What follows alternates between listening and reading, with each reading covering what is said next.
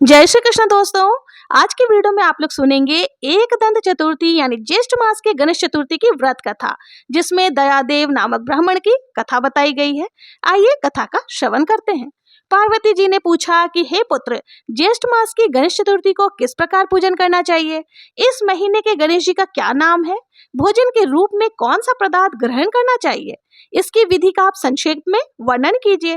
गणेश जी ने कहा, हे माते, ज्येष्ठ कृष्ण चतुर्थी सौभाग्य एवं पति प्रदायिनी है। इस दिन आखरत यानी मूषक नामक गणेश जी की पूजन भक्ति पूर्वक करनी चाहिए। इस दिन घी निर्मित भोज्य पदार्थ अर्थात हलवा, लड्डू, पूड़ी आदि बनाकर गणेश जी को अर्पित करें। ब्राह्मण भोजन के पश्चात स्वयं भोजन करें। हे पार्वती माता, इससे संबंधित मैं पूर्वकालीन इतिहास का वर्णन कर रहा हूँ। गणेश पूजन और व्रत की विधि जो पुराणों में वर्णित है उसे सुनिए। सतयुग में 100 यज्ञ करने वाले एक पृथ्वी नामक राजा हुए। उनके राज्य अंतर्गत दयादेव नामक एक ब्राह्मण रहते थे। वेदों में निशांत उनके 4 पुत्र थे। पिता ने अपने पुत्रों का विवाह पारस्कर गृहसूत्र के वैदिक विधान से कर दिया। उन चारों बहुओं में सबसे बड़ी बहू अपनी सास से कहने लगी, हे सासू जी, मैं बचपन से ही संकटनाशक गणेश चतुर्थी का व्रत पूजन करती आई हूँ। मैंने पितृगृह में भी इस शुभदायक व्रत को किया है। अतः हे कल्याणी, आप मुझे यहाँ व्रतानुष्ठान करने यानी व्रत रहने की अनुमति प्रदान करें। पुत्रवधू की बात सुनकर उसके ससुर ने कहा, हे बहू, तुम सभी बहुओं में श्रेष्ठ और बड़ी हो। तुम्हें किसी प्रकार का कष्ट नहीं है और ना ही तुम भिक्षुणी ही हो। ऐसी स्थिति में तुम किस लिए व्रत करना चाहती हो? हे सौभाग्यवती, अभी तुम्हारा समय उपभोग करने का है। ये गणेश जी कौन है? फिर तुम्हें करना ही क्या है? कुछ समय के पश्चात बड़ी बहू गर्भिणी हो गई। 10 महीने के बाद उसने सुंदर बालक का प्रसव किया। उसकी सास बराबर बहू को व्रत करने का निषेध करने लगी और व्रत छोड़ने के लिए बहू को बाध्य करने लगी। व्रत भंग होने के फलस्वरूप गणेश जी कुछ दिनों में कुपित हो गए और उसके पुत्र के विवाह काल में वर वधु के सुमंगली के समय उसके पुत्र का अपहरण कर लिया। इस अनहोनी घटना से मंडप में खलबली मच गई। सब लोग व्याकुल होकर कहने लगे, लड़का कहाँ गया? किसने अपहरण कर लिया? बारातियों द्वारा ऐसा समाचार पाकर उसकी माता अपने ससुर दयादेव से रो रो कर कहने लगी, हे ससुर जी, आपने मेरे गणेश चतुर्थी के व्रत को छुड़वा दिया, जिसके परिणाम स्वरूप ही मेरा पुत्र विलुप्त हो गया है यानी गायब हो गया है। अपने पुत्रवधु के मुख से ऐसी बात सुनकर ब्राह्मण दयादेव बहुत ज्यादा दुखी हुए। साथ ही पुत्रवधु भी दुखित हुई। पति के लिए दुखित पुत्रवधु प्रति मास संकटनाशन गणेश चतुर्थी का व्रत पूजन करने लगी। एक समय की बात है कि एक विदेही और दुर्बल ब्राह्मण भिक्षाटन के लिए मधुर भाषिणी कन्या के घर पर आया। ब्राह्मण ने कहा, हे बेटी, मुझे भिक्षा स्वरूप इतना भोजन दो कि मेरी क्षुधा शांत हो जाए। उस ब्राह्मण की बात सुनकर उस धर्मपरायण कन्या ने उस ब्राह्मण को विधिवत पूजन किया। भक्ति पूर्वक भोजन कराने के बाद उसने ब्राह्मण को वस्त्र आदि दिए।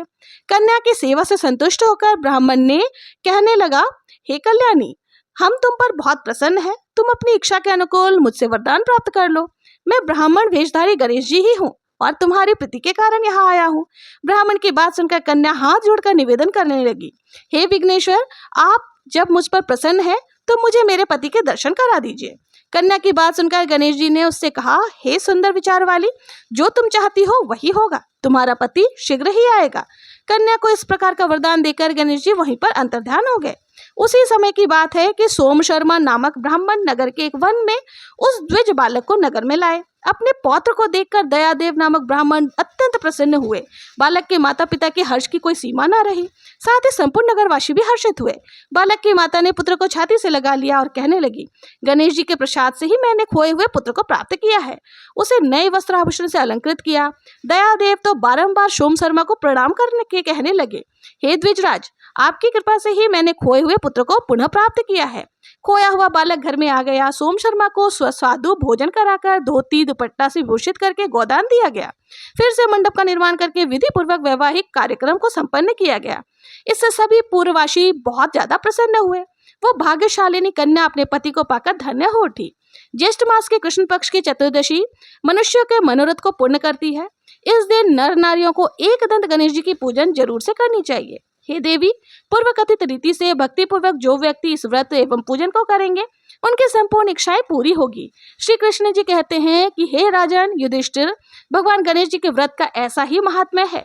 हे महाराज, अपने शत्रुओं के विनाशार्थ आप भी इस व्रत को अवश्य ही कीजिएगा। तो ये थी ज्येष्ठ कृष्ण गणेश चतुर्थी व्रत की कथा। प्रेम से बोलिए गणेश जी महाराज की जय, मंगल मूर्ति की जय। तो दोस्तों, ये थी ज्येष्ठ कृष्ण पक्ष की गणेश चतुर्थी व्रत की कथा, जिसे अखुरत गणेश चतुर्थी भी कहते हैं। आप लोगों को ये वीडियो कैसी लगी? अगर पसंद आई हो, जरा भी यूजफुल लगी हो, तो प्लीज मेरे चैनल को अगर अभी तक सब्सक्राइब नहीं किया है तो सब्सक्राइब करें, लाइक करें और इसी प्रकार के व्रत कथाओं को सुनने के लिए और पूजा विधियों को जानने के लिए मेरे चैनल पर बने रहे। मिलते हैं नेक्स्ट वीडियो में किसी और पूजा विधि, किसी और व्रत कथा के साथ। तब तक के लिए जय श्री कृष्णा। ओम गण गणपतये नमः।